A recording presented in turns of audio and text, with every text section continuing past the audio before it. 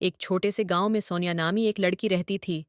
सोनिया बहुत अच्छी और मासूम थी, लेकिन वो अक्सर खुद को तन्हा महसूस करती थी क्योंकि उसके कोई करीबी दोस्त नहीं थे।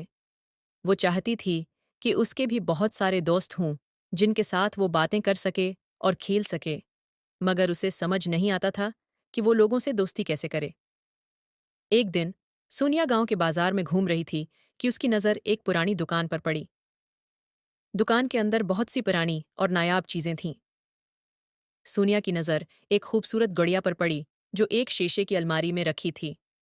गड़िया के कपड़े रंग बरंगे थे और उसके चेहरे पर मुस्कुराहट थी। सोनिया को वो गड़िया बेहद पसंद आई।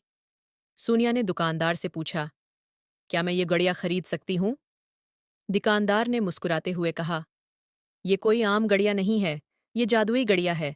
अगर तुम उसे ले जाना चाहती हो तो याद रखो, ये गड़िया तुम्हें सच्चे दोस्त दे सकती है, लेकिन उसकी एक शर्त है, तुम्हें हमेशा सच बोलना होगा। सोनिया ने दुकानदार की बात गौर से सुनी और फिर सोचा कि उसके पास खोने के लिए कुछ नहीं है। इसने गुड़िया खरीद ली और खुशी खुशी अपने घर ले आई। घर पहुंचकर सोनिया ने गुड़िया को अपने बस्त्र के करीब रखा और उससे बातें करने लगी।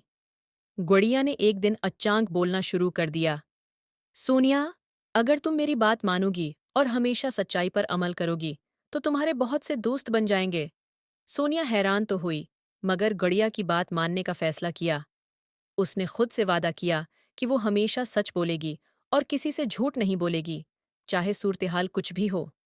वक्त के साथ सोनिया ने अपनी जिंदगी में सच्चाई का दामन पकड़े रखा। वो अपने दोस्तों, असातीज़ी और खानदान वालों से हर बात सच्चाई के साथ कहती। उसके नतीजे में लोगों ने उस पर भरोसा करना शुरू कर दिया और जल्द ही उसके बहुत से दोस्त बन गए।